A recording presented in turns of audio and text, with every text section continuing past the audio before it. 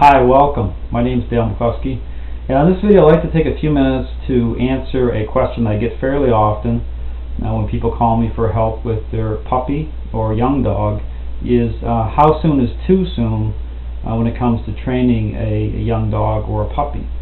And the short answer to that question is the sooner the better when it comes to meeting a dog's relational needs.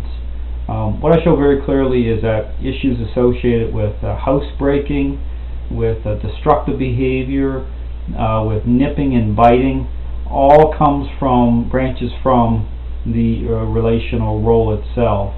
So as soon as behavior issues begin, as soon as you start to see some what I call relational clues that something isn't right, it really is about misalignment of the roles themselves. So issues such as housebreaking is really a relational problem rather than just a behavior issue the way that many people look at behavior.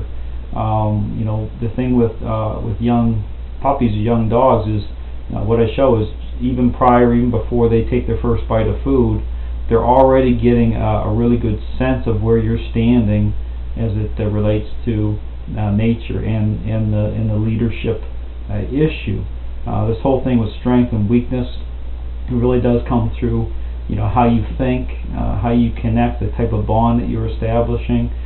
And so people that have a certain way of thinking at a certain emotional level, especially if they're looking at a puppy and they're looking at how cute the puppy is, and don't get me wrong, I mean puppies are very cute, but when people start to mirror their emotions through the dog, especially dogs that have a higher relational need than other dogs, it really does create a misalignment of the roles. The dogs pick up on that, they interpret it as weakness as it relates to nature, and then they will start to objectify the owner. They start to go into that leader role, and they start to become more entrenched within it. So the difficulty with waiting when it comes to getting help with your dog is that as the weeks and months go by, the dog not only gets more entrenched into that role, but even how you think starts to become more set and locked into certain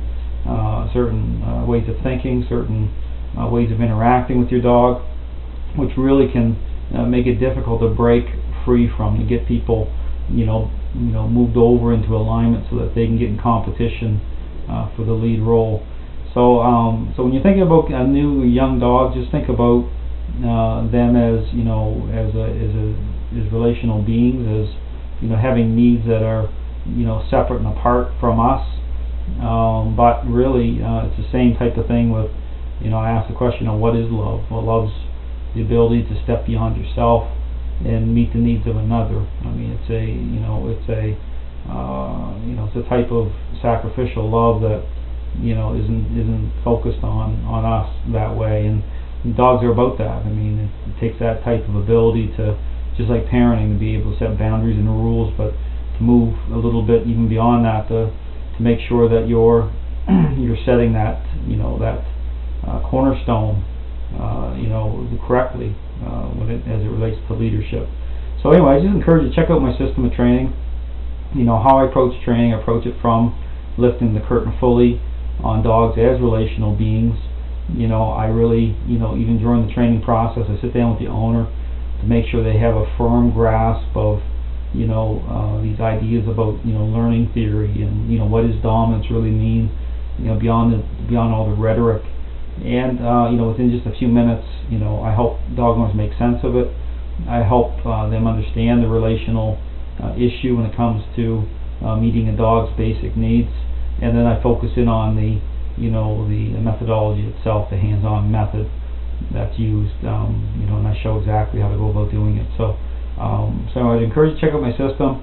I use a very, one-of-a-kind, unique relational model that you're not going to find with any other system of training.